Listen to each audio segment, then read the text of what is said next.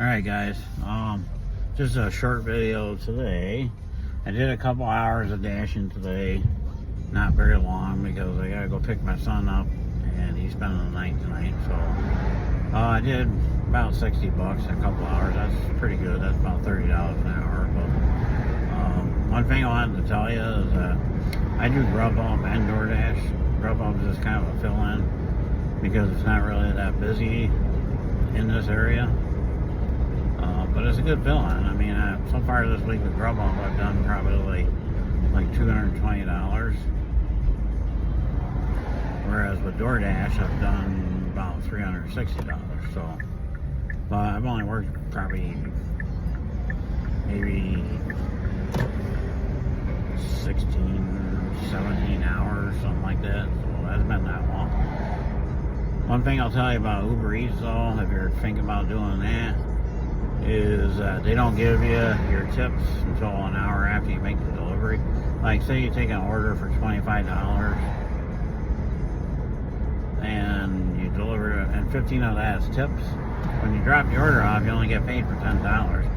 Then an hour later, the other $15 comes in. But one reason why I stopped doing Uber Eats is because it happened a lot of times that the customer can change the amount of the tip if they want. And a lot of them will change the tip so that you don't get any tip at all, which is bull. I don't like that. I don't think they should be allowed to change their tip. I think that it should have to stay, what it was when you accepted the order.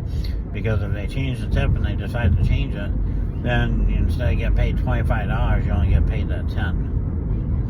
And I said, nah, I don't like that. DoorDash doesn't do that. Grubhub doesn't do that. I mean, the customer can give you an extra tip on those two places, but they can't change the original tip. They shouldn't be allowed to do that. I'm sorry, because I wouldn't have accepted that order if it was only $10. I was only going to get $10 instead of $25. So, no, but that's one thing with Uber Eats I do not like. So that's something to think about before you decide to deliver with them. I mean, they're pretty busy, but there's a lot of times I didn't get my tip, and there was no reason for it because the time was good, the food was warm, I know everything was good. It's just they decided they didn't want a tip. And sometimes people will bait you because they know that, and will put like a big amount in for a tip so they get you to accept the order, and then when you deliver it, they take the tip off, which is bull. I don't think they should be allowed to do that. I think that's one mistake that Uber makes, okay? So think about that before you decide to do Uber Eats, because I quit doing it because of that. So I only do strictly DoorDash and Grubhub now. I didn't really have much successful point pickup. I never really did any orders on them. I just didn't think it paid enough, but I don't know, maybe it's better now. So if you want it, it's called Spark Driver. But maybe you want to try that. I don't know. Me, I just didn't feel like the orders were big enough. They didn't pay enough money. But like I said, it might be different now. I only looked at it a while ago. They deactivated me now because I haven't done one order, so I'm assuming that's why. So probably giving somebody else the opportunity.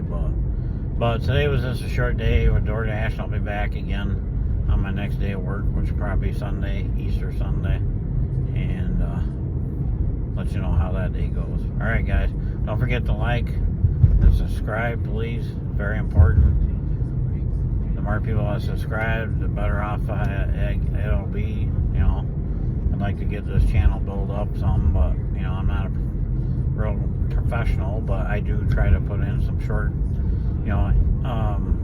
informative videos. That's what I shoot for. But so like and subscribe, I'd appreciate it, and we'll see you on the next one.